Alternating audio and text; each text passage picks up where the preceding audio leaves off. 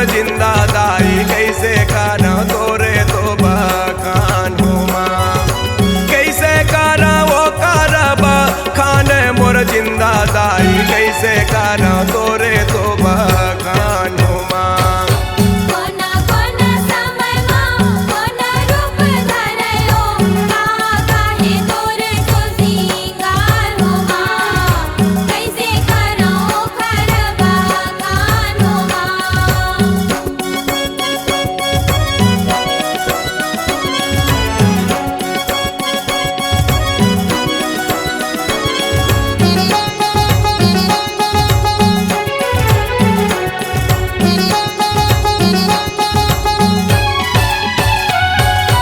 बचपन माताई तह बेटी बन के आए दूल्हा परिवार के तह मायाला बढ़ाए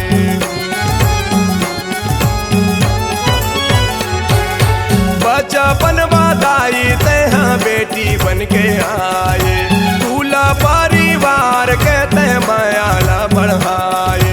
भाई के तह बहनी बन गए बाबा के तह नातिन वो चाचा के भतीजी दाई दादा के दुलार हुमा कैसे कर तोरे तो बखान हुमा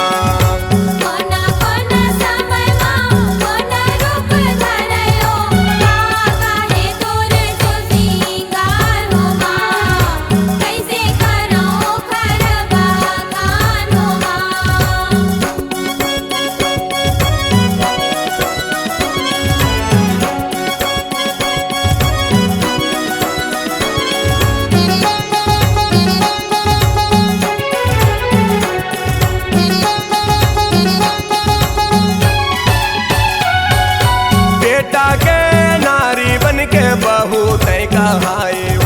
दूनों कुल के बेटी तय मान बढ़ाए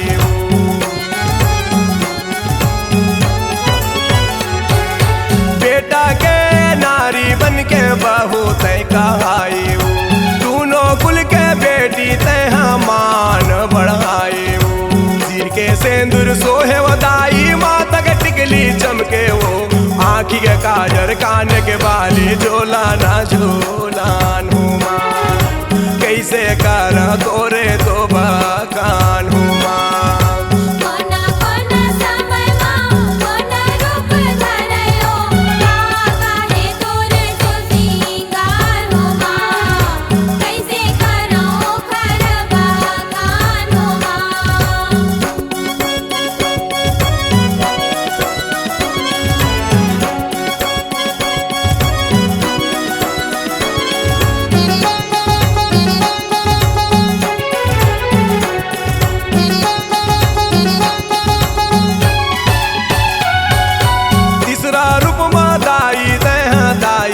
के आए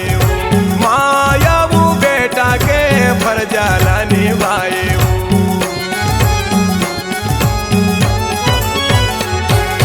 तीसरा रूप मादाई तह माँ बन के आए माया वो बेटा के फरजाला निभाए कमर माँ कर धनिया पहिरे नाकव पहिरे फुल्ली वो घर के गजरा भूजग बहुटा देव पहचान हुमा कैसे कर तोरे तो बखान हुमा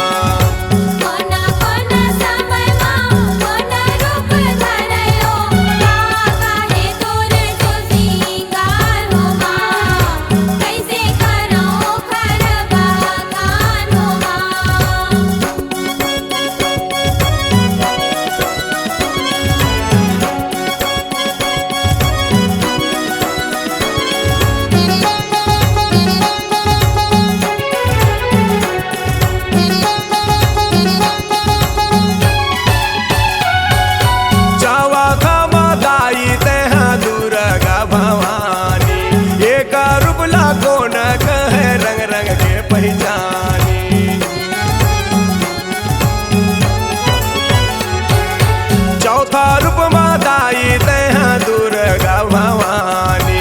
एक रूप लाकोने कहे रंग रंग के पहचानी नाकम नथनी सोहे दाई मुँह मा तो मुँह रंगी वो